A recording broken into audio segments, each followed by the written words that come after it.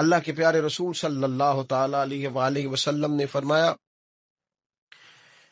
بڑے گھونٹ ہیں جو انسان پیتا ہے،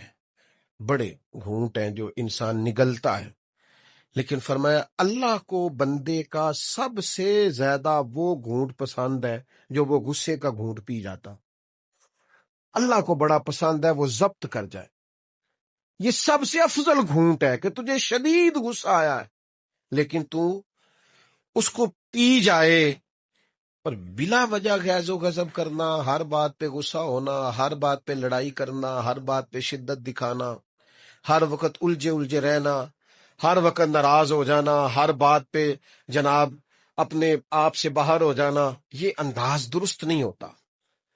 یہ طریقہ کار غیر مناسب ہوتا ہے۔ نبی پاک صلی اللہ تعالی علیہ وسلم نے فرمایا بلا وجہ کا غیظ و غضب ایمان کو اس طرح خراب کر دیتا ہے جس طرح ایلوا شہد کو نہیں خراب کر دیتا، اس کو کڑوا نہیں کر دیتا، اس طرح بلا وجہ کا غصہ ایمان کو خراب کر دیتا ہے۔